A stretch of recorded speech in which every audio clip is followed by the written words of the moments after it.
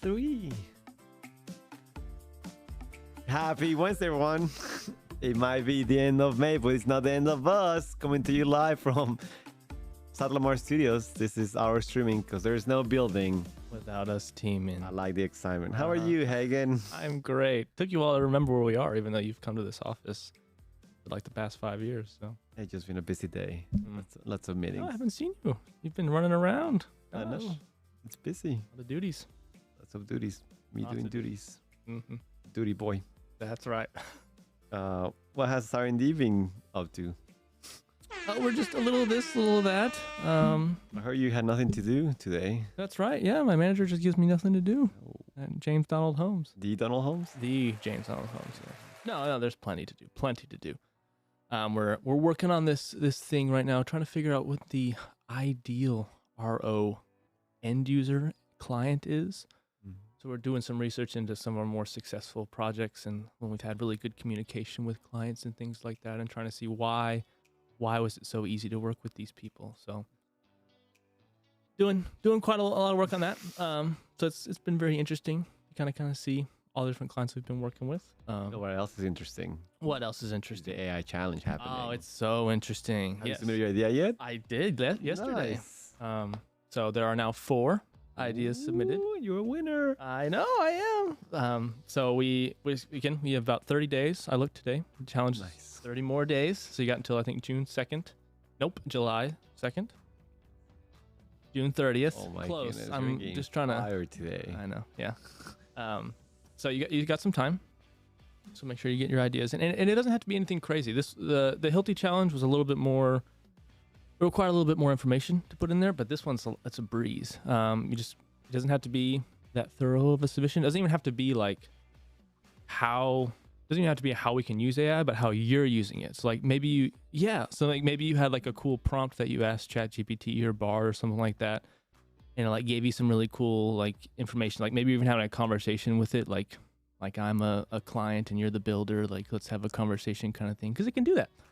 So maybe there's things like that you've been using. You can just post that in there. I wonder if our special guest today has submitted an idea. I wonder if he has. Put him in the hot seat. He is not, but he submitted for the last one. So We'll find out next week, right? Yes. Who the winners are. Absolutely. Next week we'll have Mr. Todd Wynn on, and he will be announcing the winner of the Hilti Robotics Challenge. Archie, good luck. Who? Don't say his name. Oh, sorry. He's a special guest. Yeah. Guest, good luck. All right. Yeah, so that Todd will be on next week. That's pretty exciting. So make sure y'all tune in next week. Big episode. Big episode, yes. I hear you're wearing onesies for it. I don't know where you heard that, because that is not true. You haven't gotten the email. Oh, okay. Going around. Well, I'm sure I will not be wearing one. Oh. But what about from you? Any VDC, or maybe you talk to everyone at RO, so you know all the RO news. Any? No, I do not. Okay. Pretty low-key week, I think. I think we'll have our interns yes. now. So we do have 2 in VDC, 2 in marketing, another one in marketing in Dallas, and 2 more in Dallas for VDC. Mm-hmm. So I think they're just getting acclimated. Yeah. I think we're just teaching them the ropes, showing them the ways. It's very exciting. So you happen to see an intern, just wave hi. I don't know how you wave, not like that. Just wave hi to them, and they're eager to learn. So make sure you share your story. Yes. Share this podcast with them. Right. Yes. To tune in. But then just chugging along like you're chugging that coffee. That's right. Yeah. I'm very tired today. Oh my goodness. I don't know. You know what else happened today? I do, because I wrote it down. Oh, this takes us to your segment. This week in history. Last time it was a little bit much. I understand that. I apologize. We got reviews. Right. We got hate mail. Yes. It was our first time trying this, so we've kind of saying our. Okay, it was the first time. Yes, I did. Yes, it was the first time I was doing this. Okay, just making sure. So it got a little lengthy. I apologize for that. So we're gonna trim it down a little bit. Some highlights. Let's come through it. That's right. So we're gonna start with world events that happened this past week in history. So on the 29th, back in good old 1453, the Byzantine Empire and Constantinople fell to the Ottomans. Great trivia question. Yeah.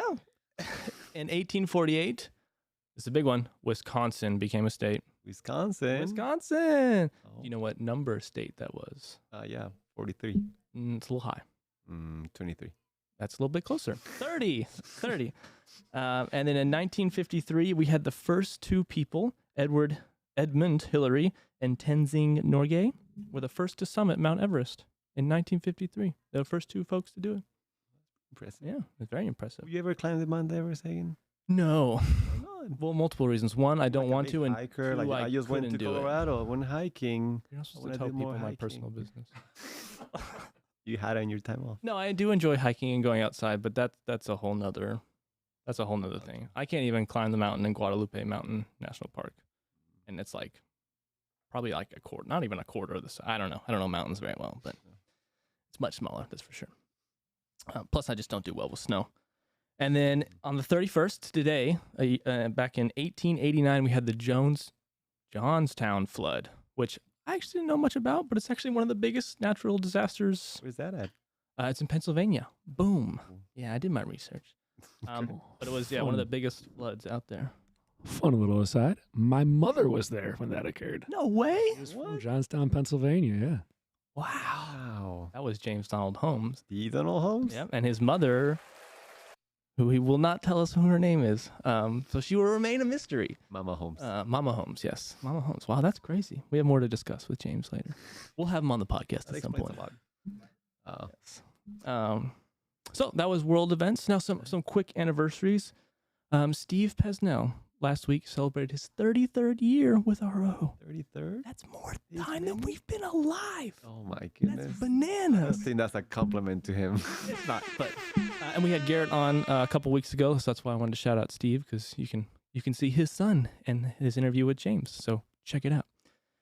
And then one of our good friends, Jonathan Grammer, celebrated. Friend, co-worker. Yeah, he's a friend of the show, so we got to give him a shout out, right? Yeah. He celebrated his 15th year. 15. Yeah. He's also old. I didn't say that. You did. You said it. No. You have right here in the notes, grammar, old. Well, these are collaborative notes, so you must have typed that. 5 years, your very own Alex Hernandez in VDC. Shout out, Alice. Yeah. And then 4 years was our special guest. Special guest. Yes, which I'm is not- Anthony Carchi. It's but he celebrated 4 years 4 this years. past week. Excuse me? Yeah, I yeah. feel like he's been here longer. I don't know because I haven't been here that long. So. And then, real quick, 2 projects that completed around this time. In 2014, we had the Forest Park Medical Center in San Antonio, a specialty surgical hospital, 54 hospital beds, 12 operating rooms, about 150,000 square feet, and a 4-level, 470 car parking garage. Pretty neat. Yeah. Shout out to the San Antonio squad. Almost 10 years ago. Yeah, that's crazy. Plaza Saltillo, 2019. All-time favorite. Yeah, here in Austin. 5 city blocks of a mixed-use space, 4 parking garages, about 115,000 square foot for retail and restaurants, and then about 140,000 square foot for office space. Have you ever been there? I have, yes. I've been to the Hop Dotties with the VDC squad Oh, yeah. and the Target over there. We're looking for The Target Legos. there? Yeah, I'm looking for Legos. Oh. Yeah. I haven't been to a Target. Never been to a Target? Not that Target. Oh, okay. It's actually very small, so I wouldn't recommend that Target. It's smaller than the Target wide campus. It's very similar. It's like, yeah, that's a good Same vibes, same vibes. same vibe. Yeah. Okay. But that's it. That's been this past week in history. Woohoo! Thank you, Hagen, for those fun facts in history. I thought they were plenty fun. Do you know what else is fun?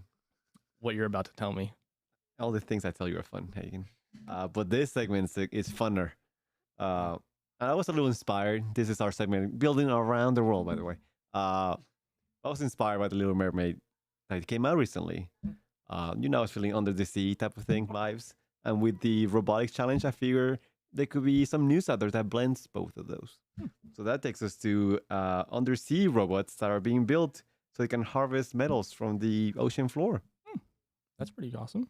That's pretty cool. I'll tell you a little more about it since you Please asked. do. I did. So there's a company called, I'm going to butcher it, but the Jarkey Ingalls Group, big for short. Who puts those 2 letters next to each other? I I don't know, Google. But they're collaborating with Metals Company, and they're building underwater robots that can collect critical battery materials such as copper, cobalt, nickel, manganese. So these robots are supposed to be on the ocean floor and just pick up this, just kind of like a vacuum, suction up those nodules, which are that's what they are. Little polymetallic nodules in the Pacific Ocean. Interesting. So they're currently testing out the first robot in the Netherlands. Hopefully they're gonna. Heyo. That's not where you're from, so I don't know where you're hailing. My past is from. But yeah, the first one will deploy early next year, so hopefully they'll start pelling it out. And the reason for this acquisition of metals is because I think these metals will actually help produce electric cars. Oh, Yeah, that's I nice. know. So if you see any cars between now and 2050, they've all been. they could have come from the sea. That's pretty cool. No, I Under the definitely sea. want to get a metal. A metal? You want to get a metal? I definitely want to get an electric vehicle. We were doing so well. Yeah, I mean, I was doing so well. But isn't this like the plot of The Little like- Mermaid? no, the That's not- latest- the Little Mermaid is not about that. isn't it like the plot of the latest Black Panther movie? They like find like that special thing under. Kind of, but our guest hasn't seen the second one. So no, we don't want to then spoil never it. mind. No, not at all. That's not at all. Kind of. I mean, that metal in the movie is fake, but Well, yeah. and the metal in the movie they used a submarine to find it. We'll have to Oh watch no, it there is again. a robot. I think Yeah. so. Anywho, that's very interesting. Yeah, so that was our building around the world. And I know we've hinted our guests today, so I think people know, Do but you have a guest today? we do. Oh, okay. We're gonna pretend people don't know. Okay. And I'll try to let you guess who it is. Okay. Because you know the phrases such as sharp as a knife, quick as a whip, fresh like a daisy. Yes, I've heard those being described for me, Oh, nice. being used for me. Mm. Continue. I'll Sure, stop yeah. talking. Yeah. But there's also this guy. This Oh, guy is okay. one of the best that there is on the field. From student housing projects in West Campus to offices and garages in South Lamar happening right now. This guy is the full color palette, Mm. the whole buffet, you know? The whole spectrum. He's also an all-star MVP kickball player on our Their Rocket second League. one. I know he's a travel enthusiast as well, and I'm pretty sure he's also a foodie, if I'm not mistaken. If they that's say like, "eh," that means they're absolutely a foodie. I've heard stories that he cooks, so I figured I could just. It's more than I do. Yep. And this might come as a surprise to many people tuning in, but I'm not the biggest football fan. What? I know everything apart from You just scream football over there. I know everything from my shoes to my Nike polo. Mhm. Is this guy Football. knows football teams?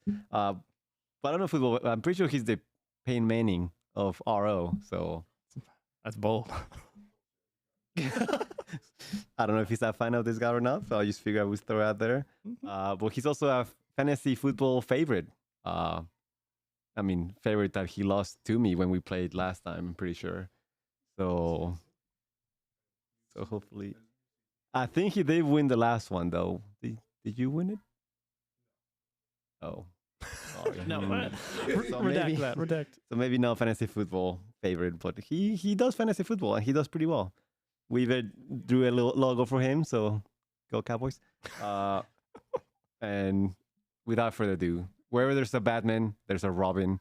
And right now we have Anthony Carchi in the studio, so Ooh, Anthony Carchi. you'll get to hear about him after these commercials about ChatGPT. Woohoo.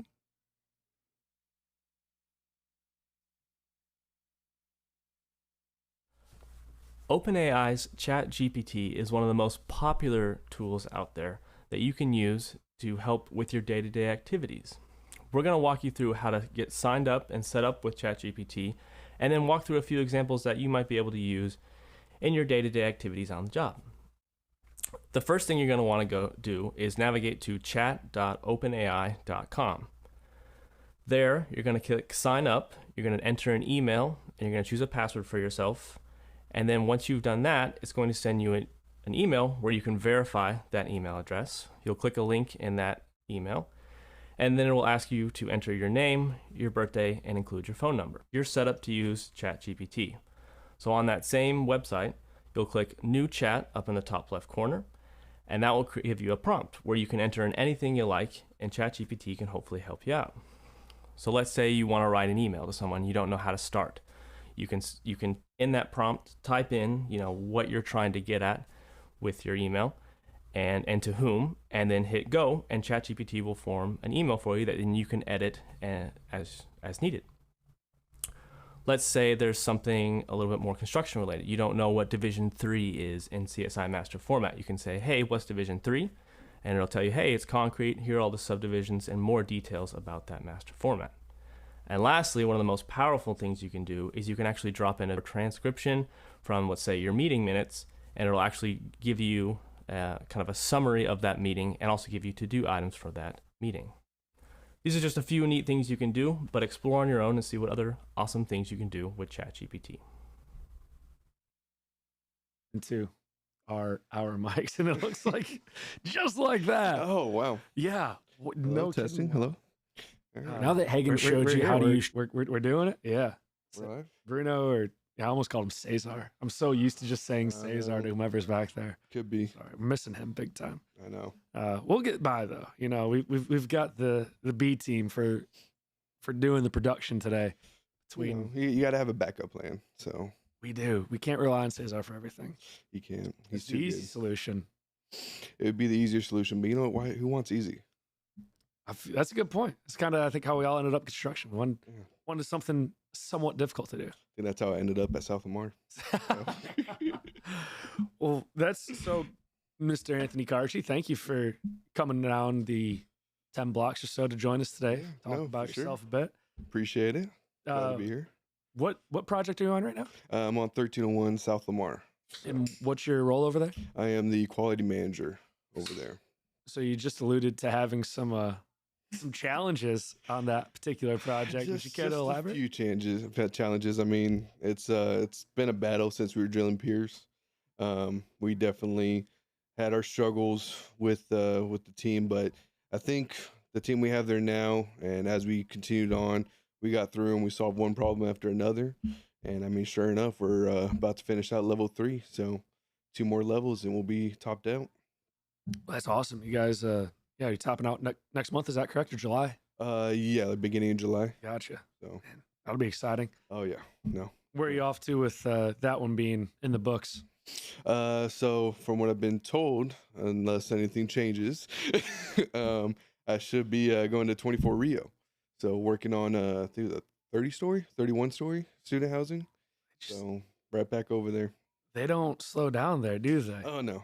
I don't know where all these UT students are coming from.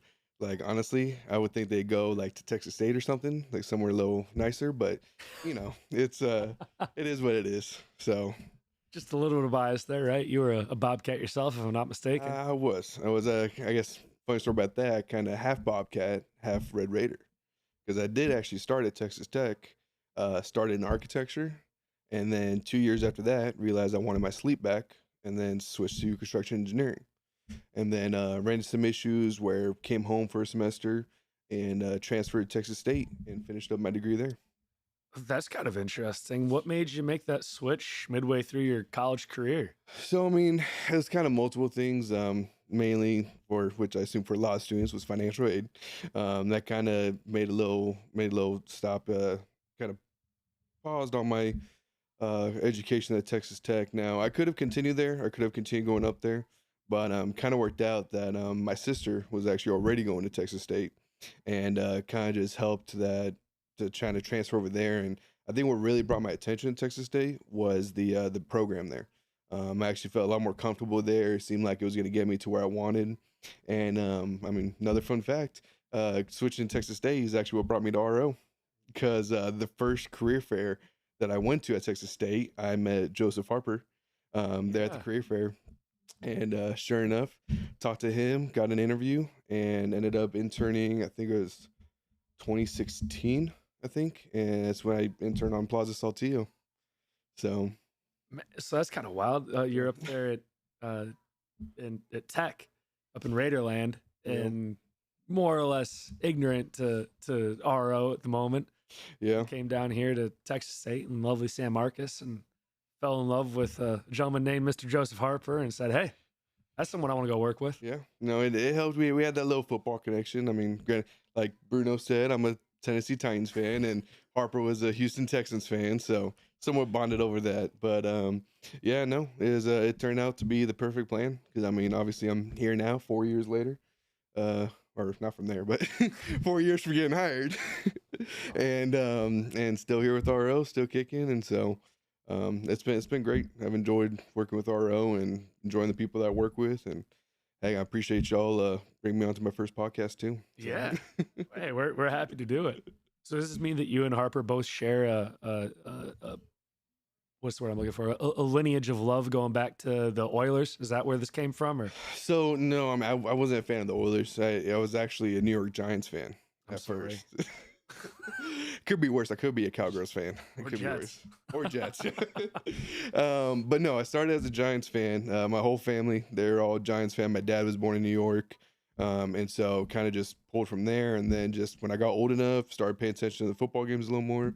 I don't know, something about the Titans. I don't know if it's the colors, logos, whatever it was. I was just like 8 years old or so at the time.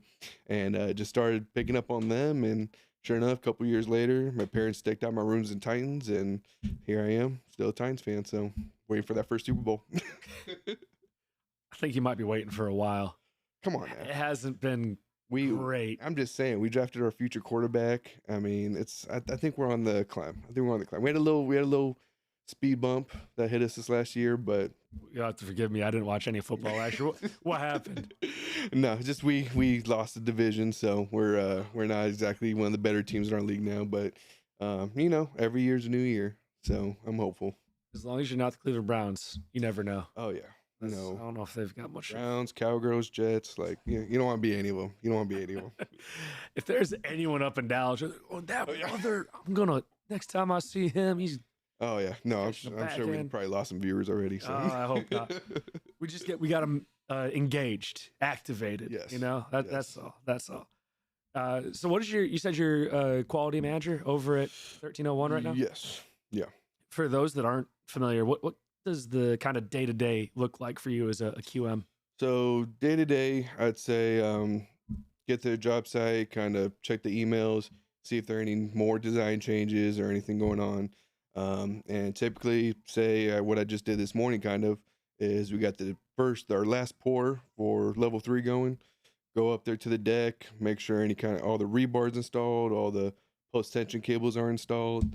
And essentially, even before that, checking the deck, making sure it's formed correctly. But essentially, checking the quality, make sure everything's installed correctly. There's no mistakes. If there's any speed bumps, any issues with sleeves or anything, go up there and try to work it out with the subs and make sure that we still get everything installed correctly. So You're a quality manager, but it sounds like you're leaning more heavily towards the kind of field superintendent type of activities. I would say, I mean, I like to say I'm still kind of in between, just because, again, with my position now, one of the things I like is it is kind of 50-50 right now. Kind of some work in the office, some work in the field. But me personally, I learned everything out in the field. I can only learn so much from looking at the drawings and talking to my project team. It's going out there in the field, being there with the subs, being there with the install. It's really just kind of helps you understand how it all gets put together. So, but yeah, I mean, I would say probably superintendent routes kind of getting a little favor right now, but You mentioned that you interned out at Plaza Saltillo, and I think there might have been a bit of foreshadowing out there that you had an inclination towards the field versus Oh, the if office. that was foreshadowing, then I don't know what I'm doing here. No, I mean, well, heck, I mean, one of my first assignments there was building the deck for our mobile trailer. I remember it was like, again, I still knew the construction at that time.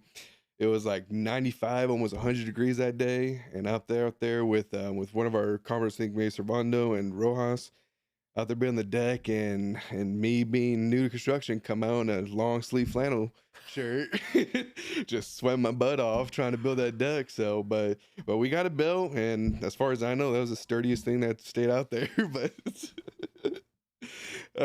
but it was good. It was good, and that was kind of my first experience. And yeah, I would go out on the field. I mean, I think although my internship didn't last too long, there I only got to see like a few peers drills, so I didn't really get to see the whole structure of it. So really, like I said, my first job at 22 Rio, that was the first one I saw cradle to the grave, where I got to see from excavating all the way to top out to finishes. So so Plaza was a good time though. Do you feel there's an importance or a value that you got out of getting out there when it's just under 100 degrees and having to build that deck? Were there some lessons learned there for you? I mean, definitely don't wear flannel in the summertime. That's number one. But number two, I mean, it's I don't know. I guess I could say that it's everything's a learning experience. I think even now being hired with RO and in the 4 years I've been here, I've learned something almost every day. Um, and I think being out there kind of helps you be more prepared for next time you go out there in the heat and if you're doing some physical labor. I mean, that's one of the things we preach on our job site is hydration, staying out of the sun, make sure you're cooled off, not overworking yourself. Um, so I think that definitely everything has a learning curve to it, and you learn, like I said, you in construction you tend to learn something every day, and I think Plaza was definitely a big learning experience for me. I heard while you're out there that you also had a little chemistry lesson. That you learned a bit about the difference between gasoline and diesel. Is this a true story? I wasn't expecting like this to just be blurted out there, but you know what? Let's go for it. Let's go for it. Yeah, have fun. there's well, speaking of which, two of that, my current team right now, Sophomore, same project manager and superintendent now, which gets brought up all the time. But yes, there was a time where I was told to go get some gas and diesel for the job site, and me not understanding the color codes, I did get all gas and no diesel. So whenever Denny went in the little bobcat and decided to drive away, he got stuck on the railroad tracks there. And this is also my last week of my internship too. This was the last week. I'm sure it was. I'm telling you, I don't know why I'm here. I don't know how I got hired. Like, if that's how I left the job site, they wanted me back. I mean, I don't know. I guess again, another lesson learned. I learned the difference.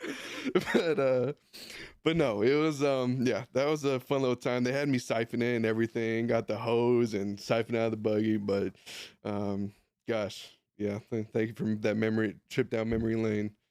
So That's what we're here for. Those little adventures. Oh, And yeah. occasionally you see that little side road that loops around a bit. You got to take that. you know, You never know when you're gonna find a great house for sale over there. shoot, not right now. Yeah, Not no this market. You mentioned working with Denny and Paul, correct, on Yes. Plaza and then 1301, and giving yourself a hard time. I think they probably saw a lot in you. That's why you have a career here. Do you feel like you got to see them grow, being more senior folks that have been out in the industry for a while? Did you see how they kind of changed their approach I over mean, that 4 year period? Definitely. I mean, I think also it was kind of the span of like how long I was there for the internship as well. But definitely, I mean, Denny's still Denny. I mean, he's out there, you know, talking his talk. But and then and definitely with Paul as well. I mean, I think both of them, every project you grow and every project you learn something new. And so, I mean, even on this project now, I mean, Denny and I, we always get a laugh at it as like, we have never seen something like this. Like, we always think the next project's going to get better. Next project's going to get better. And sure enough, you're still saying that here 4 or 5 years later. But definitely, I mean, I think the experience with them and how they manage their time and how they manage the project, it translates to the next project, and hopefully try to minimize the mistakes that were made on that project. You don't make it on the next one. So For sure. Both of them, I think, are fantastic mentors, either by assignment or just proximity. yeah, So many things you could learn on the project management and contractual side of things. Paul is just an absolute encyclopedia. no, they it's like they know everything and anything. But I mean, Paul knows everything there in the office. He helps. He has a way of explaining to you and how this will affect that, and then. And Denny on the field, he kind of helps you, even helps with logistics and the progress of the job site, and feel like, well, no, you go this way, but no, it's probably better to go this way because we have this next step coming up. So it's yeah, either one, if you're able to sit down with them and talk to them, or even just walk the job site, I mean, they have tons of info, tons of stories to tell. So it's always good walking with them. It's funny, as I was sitting here and you're talking about moving pieces here and there, I was thinking about, man, we need to get you into some chess, because that's what the logistics on a construction site is. You got to think like 3-4 steps ahead. Oh shoot, You're no. like, hey, we could put that plywood over there, but we've got these guys coming over here to do layout or whatever, so that's going to be in the Well, I way. mean, yeah, and I know that's always a big thing. Even on this job, was like even just lay down area. It's like there's like no space for us to put anything, because especially now when everything's built already, you ain't got no room. So And especially which over there in West Campus, which I'll be back into, absolutely no laydown room. So it's a challenge. There's a challenge for everything. But I mean, again, you go through the day, solve one problem at a time, and you move on to the next one. So I know you mentioned the logistical challenges and a bit of some struggles with peers, perhaps on your recent project. What is another big issue you've seen across all projects during your time here? I mean, definitely, if anything, maybe manpower could be one thing. I mean, it's just there's always so much going on, and with these projects, they seem to want to be finished faster and faster as you go. So it's like you need 20 people when you only have 10. So I feel like that could be kind of one thing that kind of slows the progress down, where you can only work in so many areas at one time. And also, I guess another team would be possibly design teams, trying to make sure that we have a competent design beforehand, so we're not constantly making changes or making revisions, like right before a pour or anything. Like that's the absolute worst. It is. It is. Gosh, so it makes everything so much more difficult when you're trying to. You already have all of the complexities of concrete. That's. I don't know if you can even convey it to someone who hasn't been at a pour. Like that is the one Oh man. perishable construction product. Like it shows up on site, depending on the project, you've got 90 minutes, 2 hours, whatever, to get that poured. Well, I mean, yeah, seeing the whole process go. I mean, like I said, I have Denny and Zach Cooper on my job, and watching them work and how they manage the trucks and the pours, it's just it's entertaining to watch. I mean, to see, I mean, how they do it, but then also to see the progress of it go. And especially being on South Lamar, one of the busiest streets here in Austin, it just makes it that much more difficult to get all the concrete trucks and everything in. So. And I hadn't even thought about that.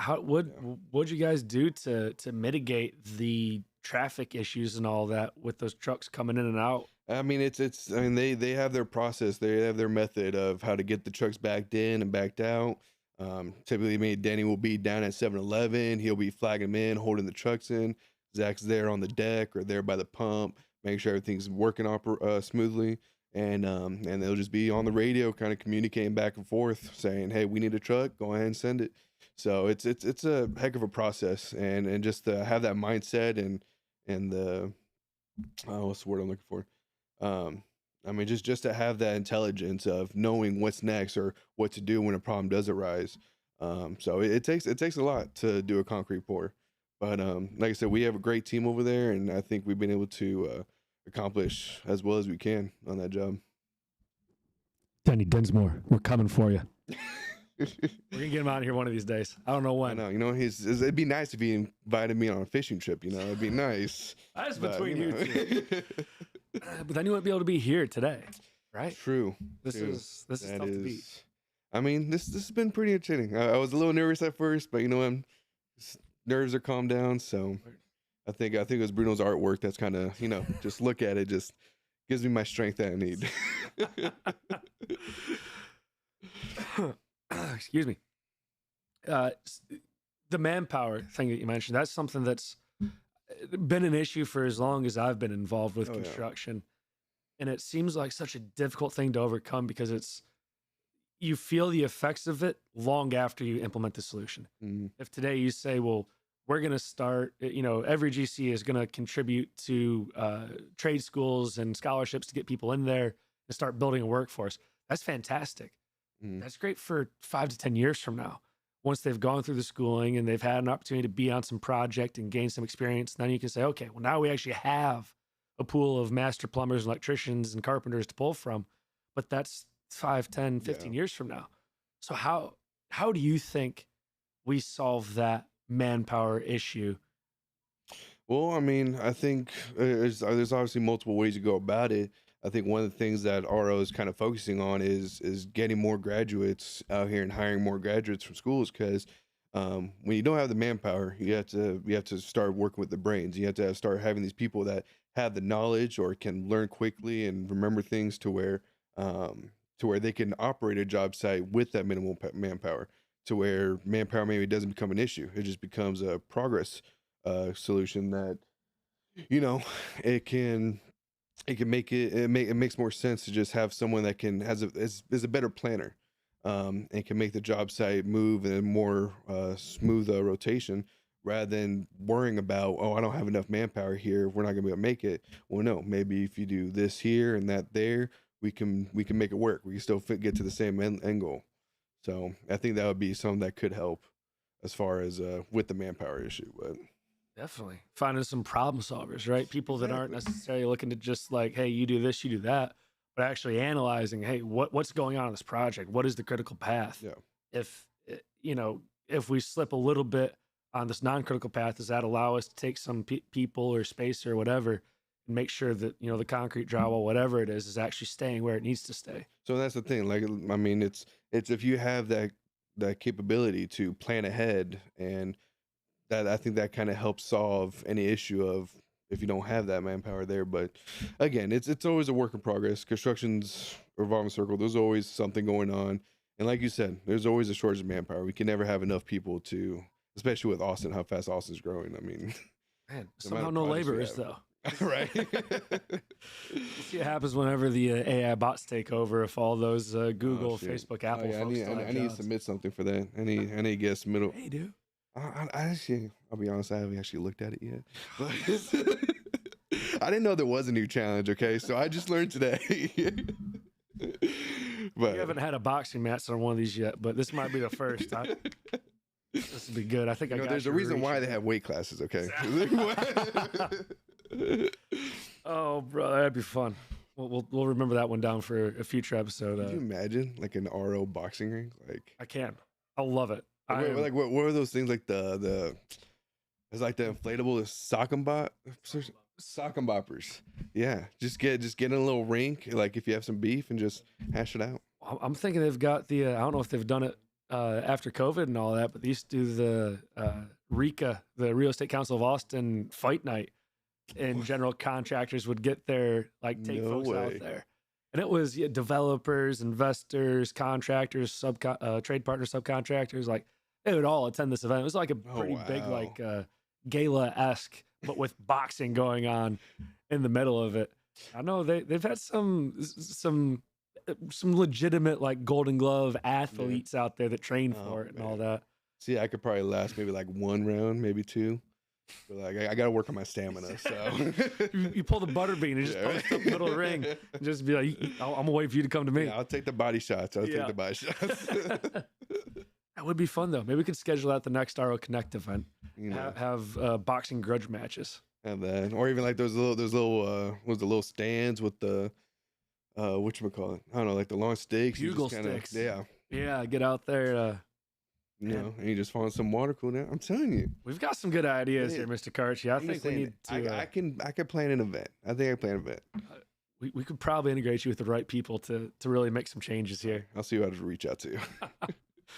There's probably so many people's services right now. Like, make sure James and Right. Anthony stay away from any activity planning. Well, don't we even tell them can what's keep going it on. PG. We can keep it PG. We can make it work. You can try. What do you like to do for fun, Mr. Carchi? Oh shoot. I mean, one of the big things just kind of playing video games. I've been into video games since I was a kid, back on my old N64 and everything. So, video games has always been big. I have 2 dogs as well, so I'm trying to go out with them, play with them. One of them, she loves playing the soccer ball, so we're just play in the backyard or go for a walk or something. And then actually, will say one of my things I've been recently getting into is comedy shows. I don't know if you heard You're in the right town for that, sir. about the Comedy Mothership that's there on 6th Street. Is that the Rogan's deal? Yeah. Okay. Yeah. Yeah. Yep. So been there. That's kind of been my new hobby. My wife kind of gets a little upset every time I go, but it's been good though. I mean, every time you go, it's always a good time to especially get away from work and just go for a laugh, have a couple drinks, and it's just been something that's been relaxing to do after work. So I think too. I don't know. I haven't been over there. I think they opened very recently, if I'm not mistaken. yeah, it's like West. beginning this year or something like Yeah. that. So I haven't been over yet, but I used to go to a lot of shows up at Cap City and a couple Yeah. other Cold Town Theater, a few other ones out there. And I feel like the only thing better than seeing a good stand-up comic is seeing a terrible stand-up comic. Oh yeah, you need to see Roseanne. She's been there. I went there one time and she was there and she just went on a rant. Like it wasn't even jokes, but it was funny. It was just funny because she's just ranting there in front of all of us. So I mean, yeah, when you see a comedian kind of bomb, it's like you feel bad for him, but it's like it's part of the entertainment though. I don't. They signed up for that, brother. Like, have a chance to prepare. Like, you know what you're going into, right? Oh, it'd be one thing if they were like, "Hey, you out of the crowd, get up here, tell a joke." Someone gets freaks out, like, See, I'm just saying, like, imagine we were doing this podcast, like, in front of a live group, like at RO Connect or something. I don't know if I could do that. It'll be a lot of fun, though. Speaking of which, y'all have that planned? We've had some discussion there. They've got a mic they can flip on, but yeah, it's why not talk about it now? We were kind of discussing that it'd be interesting to kind of get, a little table set up with some mics and do almost like the what is it, like Good Morning America or something like that. Yeah. Do a live stream, but have people just kind of popping in like, oh, I was hey, say, you what do are you that, excited about? Do like little 10-minute segments or something, just kind of see how they're doing, what their life is. Yeah. And then heck, maybe at the end you get Justin up there, just kind of get him on the big stage. Ooh, this guy comes in swinging. We found a new. I'm just saying. Found a new executive producer here. Coming for yeah. Bruno's job. If any of you all out there are interested in seeing that an RO Connect live stream, let us know. We'd love to hear some feedback on that. And if Todd or Austin or Justin or whoever out there listening, and you think like, no, we're not doing that at all, well, let me know and I apologize. Wasn't my idea. No, I think that is interesting. These started off as like just us talking about R&D. No. And then Scott Thompson's like, oh man, it was a lot of fun. Like I want to call in and be like, yeah, long time listener, first time caller. I was like, we could do another one with you on the show. We can just talk about quality and kind of your career path and all that. Yeah. And he was like, okay. And we had such great feedback from people. It was like, let's run with it. No, it works. And then, again, you get to know a little bit about people as well on here. Like, so, I'm sure everybody will get a kick out of that Diesel story. So, The two people that haven't heard it yet. Yeah, right. I was going to say, you're going to bring it up and put it on record now. So, and to be out there for all the interns, Hagen does a great job of taking little clips out of these so we can take your Diesel story and turn it into a 90-second clip for someone to go listen to. Make a little sound bit. Oh, man. So, dog chasing the soccer ball. Is that like a sheepdog or something, or a herding dog? So one of them, she's a ginger. She's a boxer, and she was the runt of the litter. But yeah, she's like 60 pounds now, and just her paws just feel like a fist going into you. Like she is so strong. And then the other one, Barley, he's the older one. They're 3 and 2 years old. We got him from the San Marcos shelter, and he's like a little German Shepherd kind of mix. Oh. But they get along real well. And although because of Ginger with the boxer mentality, they're little puppies. They're like lifelong puppies, I think is what it says. And she just nonstops, has energy running around to where Barley, he's just calm. He just lets her do all the running around. He just lays down, doesn't want to have any part in it. Had my fill. I'm ready to just chill out, relax here. Yeah. Well, she's just crazy. She'll swat at him, punch him in the face, and like, gosh, but no, but we love him. We love him. We're dog people, so heck, if we had a bigger house, we'd get maybe like 2 more dogs. It's just when you come home and like, especially after like say had a bad day at the job site or something, you come home, the dogs are always there and they're just always happy. They're just always happy. So it's something that just helps kind of flip that mood and gets you reset and ready for the next day. So, well, if you're ever looking for another dog, let me know. I'll let you know. Give myself a little plug here. There's a spot out on the east side of town called the Rally Ranch out in Dale, Texas. We have a rally track out there, teach people how to drive rally cars and do things like that. But along with that, we have there's rally rescue. So dogs that show up out generally like in Bastrop County area, kind of out in the sticks. They're just wandering the roads. Don't want to see them getting hit or anything like that. Yeah. So let them go hang out there, give them food, and try to find them homes. So nice, very nice. Looking, let me know for sure. Yeah, no, I like the rescue dogs too. They seem to be a little more calm, a little more humble. because Barley we got from the shelter, Ginger we bought from a friend, and she's it's like yin and yang. Like Barley was a perfect dog, calm, nice, fun. Ginger's just a chaotic one. So I feel like those rescue dogs, like they've seen some stuff. You know what I mean? yeah. They've been through the ringer probably. They've at least been to a shelter, which is probably not the most soothing experience for an animal. And those who maybe have run away from home, they realize, oh, I had it good. That's what I'm thinking. Is So- those dogs they get to a home after being in a shelter, like, oh, this is way better than being Yeah. in a kennel with 30 other dogs Yeah. barking, and we're all No, caged but up. it's crazy. Like when I first got him, it was like he was the last dog that I saw too. I walked through all these dogs, and he was the last one. And it's just like you wish you could take them all home and stuff like that. And I know there's people out there like they have like a ranch or something, and they take in all these dogs, and so, but yeah, no.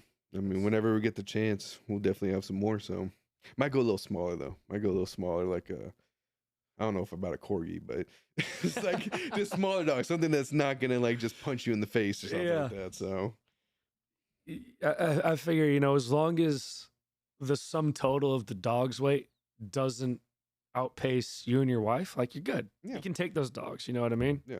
But as soon as you're outnumbered and outmassed, like you're in trouble. oh yeah, that's how it works with kids too, I assume. But Oh, I hadn't thought about it, but yeah, that's why you kick them out whenever they're full grown. This makes sense now. It all makes sense. Right? Yeah. You're getting too expensive to feed. 18 like, years and they're out. get out the door. Go take care of yourself. Get your own food, kid. Uh, That's funny. I've heard you've had at times some challenges with tech on the job site. with tech, as in, Some of these aerial devices that we use oh to yeah. capture progress and to I communicate mean- effectively. I mean, it's. I don't know. I think we just need new models. I think we just need newer things. not pilot error. Definitely not pilot error. No. I mean, if you ask my last PM who crashed like 2 drones, then yeah, that might be some pilot error. I'm not going to. No shots fired. No, not at all. But no, I mean, it's been challenging at times, at least, especially like for instance for the drones. I mean, especially on our job site, we have 2 cranes that we have to work around, so that makes it a little more difficult. But I think it's always good. It's always nice to incorporate new technologies into the job site that'll help make things a little easier, and especially like for instance progress photos. It helps a lot with that as well. I'm just busting your chops a bit about Just saying. some drone complications here, but I am curious to hear from you. There's a bit of a balancing act between risk and reward with any of those new tools, right? Mhm. With a drone, it's the reward is you're able to communicate effectively. The owner's happy, the engineer's happy, the architect's happy, project directors, client directors, all them are happy because they see the photos. The risk is if this thing should crash for whatever reason, like now this is a falling object Yeah. out of the sky, which is a bit of a Becomes a problem. hazard. So yeah. yeah. So whenever you're kind of, what is your process? Like, how do you view those things whenever you're trying something new, whether it be a new tool, new technology, a new process? Do you have kind of an approach that allows you to look at it and say, okay, like we're going to try this thing, but I need to consider these other aspects of it? Yeah, I mean, typically I would try to learn the instrument, whatever it is, try to understand a little bit before I first get in action. Maybe if it's something to use on the job site, maybe use it or practice in an area where wouldn't risk anything, or risk anything too dangerous.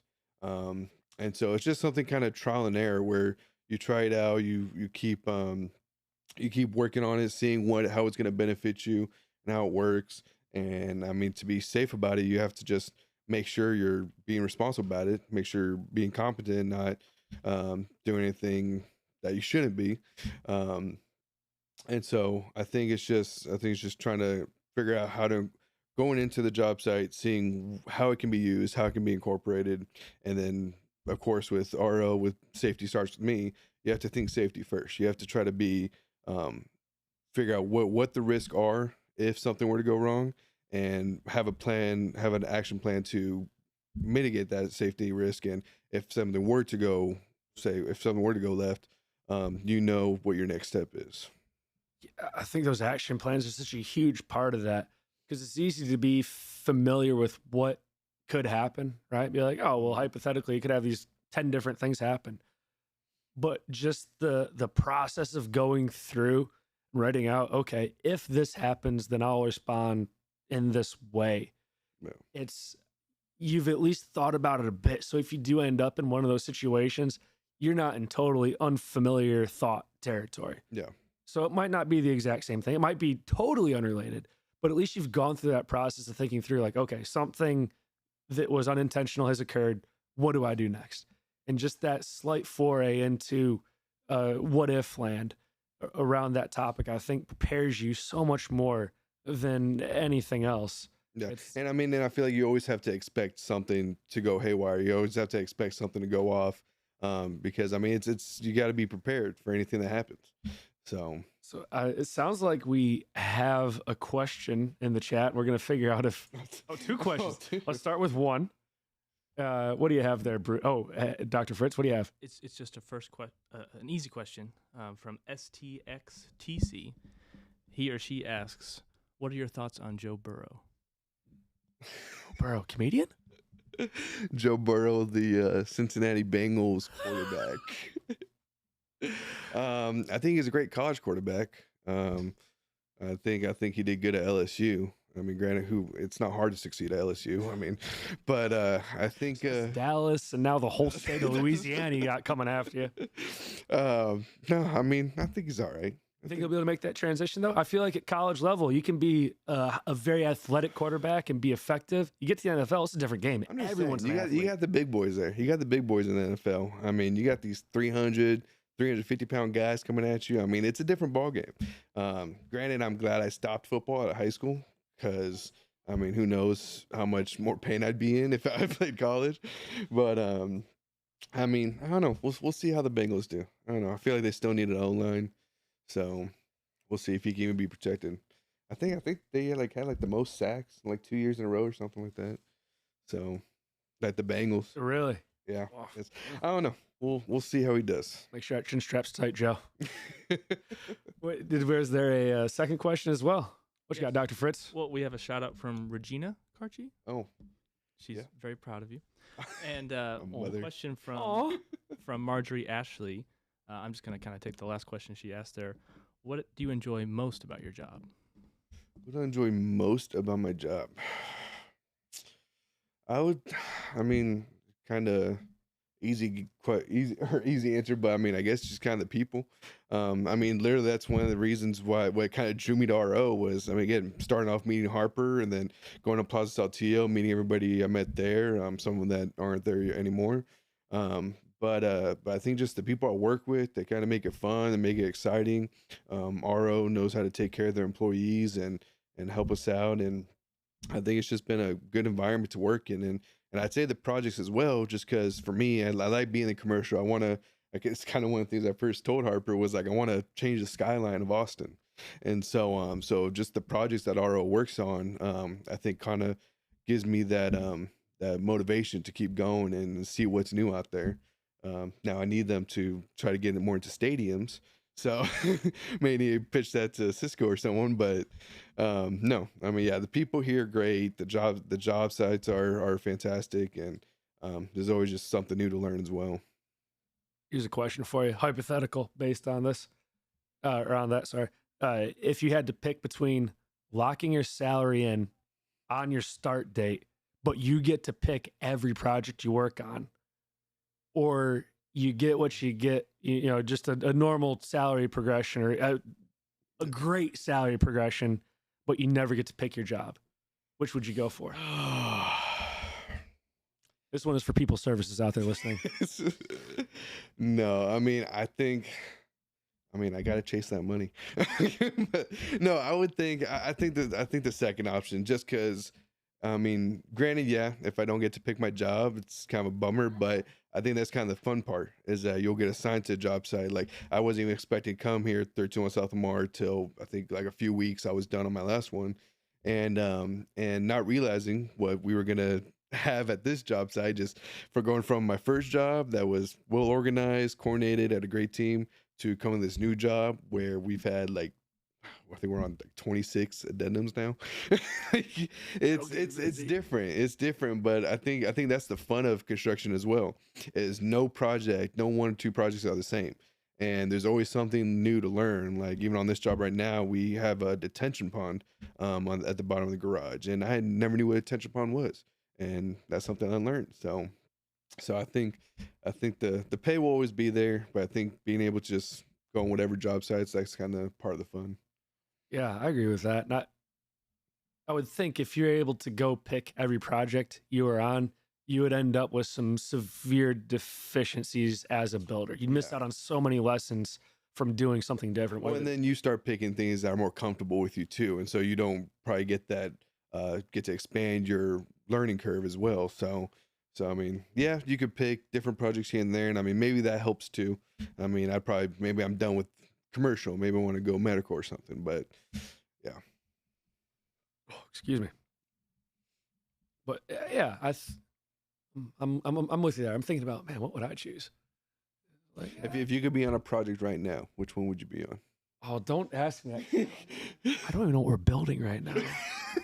I'm such a bad employee. How about the industry? So let's say You know what? I take that. Or I know what I would. I think I know what I would pick. I would want to go out to something that probably Trey or Denny are working on, which I'm assuming is West Campus or kind of 1301. 1301. Yeah. You'll see Denny's full spectrum of personalities. I think getting to work with those types of people, you have an opportunity to learn so much. Like that's where I'd want to. Like, I don't really care. I remember interviewing and all that with various companies. I'd rather be cleaning porta potties with some really awesome people than be building the most incredible buildings in the world with a bunch of a-holes. Well, that's what I'm saying. That's why, like, again, RO is the people here. Like, that's why I like working here, is because I enjoy the team I'm working with. Because I've been on another job before I got hired on with RO. I think it was one of my internships where the job site was great. It was a real big apartment complex, or not complex, but just a real big one. And the team, though, like it was 1 PM, 3 supers, I think another like kind of QM kind of guy.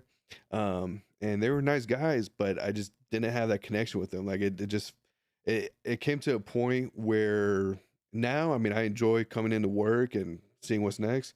Where on that job, I was dreading going into work. Like I didn't want to go work with these guys and be around them because it's essentially how they treated me. So definitely, I think it makes a big difference on who you're working with at the job site. And I mean, like I said, I work with Denny and Paul my internship, and I'm with them here, so I got to learn a lot more about them as well and bond with them more. So that's very cool stuff. Well, just to the fact that you've been, 4 years now. Congratulations, by the way. No, thank you.